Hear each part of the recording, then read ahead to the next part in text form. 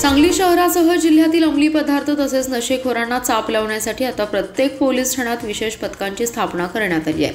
या पथकांमार्फत डार्क स्पॉटवर करडी नजर ठेवली जाणार आहे। अंमली पदार्थांची तस्करी करणाऱ्यांची पाळीमुळे खणून त्यांच्यावर कठोर कारवाई करण्यात येणार आहे। त्याचबरोबर रेकॉर्डवरील गुन्हेगार मोक्कामधून बाहेर आलेल्या गुन्हेगारांच्या प्रत्येक हालचालींवर बारीक लक्ष पोलिसांचं असणार आहे। यापुढे गुन्हेगारांची तसेच अंमली पदार्थांची तस्करी करणाऱ्यांची गय केली जाणार नाही।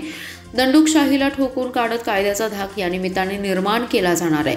शहरातील डार्क स्पॉटवरील नशेखोर आणि हुल्लडबाजांवर या कारवाईचा बडगा उगारला जाणार आहे। त्यासाठी स्थानिक पोलिसांसह LCB विशेष शाखा, राखीव दल, जलद कृती दलाचा यात समावेश राहणार आहे।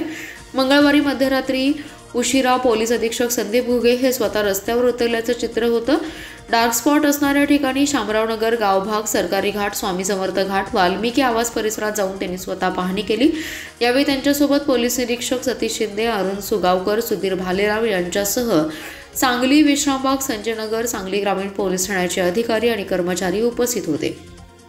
गर्दीच्या ठिकाणी, सार्वजनिक ठिकाणी, ओपन बार, नशेखोरांचा डार्क स्पॉट हेरलं जाणार आहे। त्या ठिकाणी पोलिसांची एक वेळेस फेरी नसून ठिय्या मारला जाणार आहे। त्या ठिकाणी असं कोणी दिसून आल्यास पोलिसांचा दंडुका त्यावर उगारला जाणार आहे।